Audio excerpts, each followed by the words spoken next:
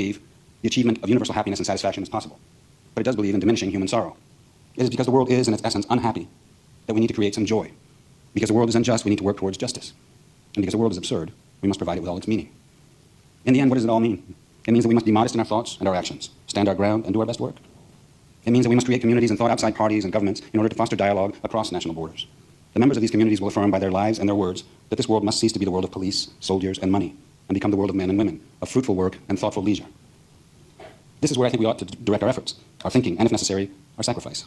The corruption of the ancient world began with the murder of Socrates, and we killed many of him in Europe over these few years. That is a sign.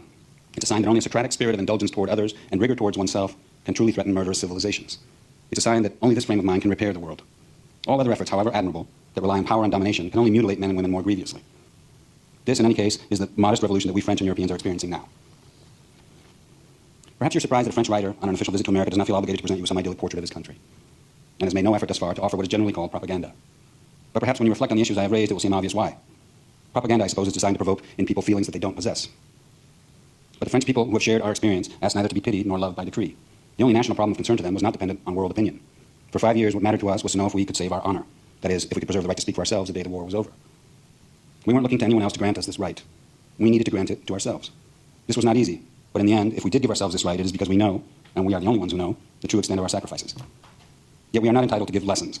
We have only the right to escape the humiliating silence of those who were beaten and vanquished because they disdained humankind for too long.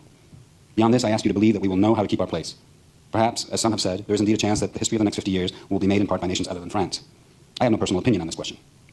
I know only that our nation, which lost 1,620,000 men a quarter century ago, and which has just lost several hundred thousands more volunteers, must recognize that it has exhausted, or allowed others to exhaust, its strength. That is a fact.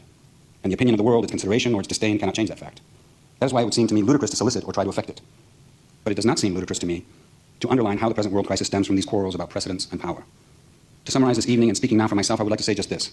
Whenever we judge France, or any other country, or any matter, in terms of power, we are aiding and abetting a conception of man that leads inevitably to his mutilation. We are reinforcing the thirst for domination, and we are headed toward the sanctioning of murder. What goes for the world of action goes for ideas. And those who say or write that the end justifies the means, those who say and write that greatness is measured by force, they are absolutely responsible for the atrocious accumulation of crimes disfiguring contemporary Europe. I think I've expressed everything I felt duty-bound to tell you. My duty was to remain faithful to the voices and the experiences of our European comrades so that you not be tempted to judge them out of hand. For they sit in judgment over no one. No one, that is, except the murderers. And they regard all nations with the hope and certitude that these are capable of finding the human truth that each contains. Speaking in particular to the young Americans in the audience this evening, I can say that the people I have spoken about have great respect for your humanity and your taste for freedom and happiness, which can be discerned on the faces of great Americans. Yes, they expect from you what they expect of all men of goodwill, a loyal contribution to the spirit of dialogue that they want to infuse the world with. Our struggles, our hopes, and our demands seen from afar may appear confused or futile to you. And it is true that on the road to wisdom and truth, if there is one, these men have not chosen the straightest or the simplest path. This is because neither the world nor history have offered them anything straightforward or simple. They are trying to forge with their own hands the secret they could not find in their given condition. And perhaps they will fail. But I am convinced that if they fail, so will the world. In a Europe still poisoned by violence and deep-seated hatred, in a world torn apart by terror, they try to save for mankind what can still be saved. And that is their only ambition. If such an effort can find some expression in France, and if this evening I have been able to give you even a faint idea of the passion for justice that inspires all French people, it will be our sole consolation and my humblest source of pride.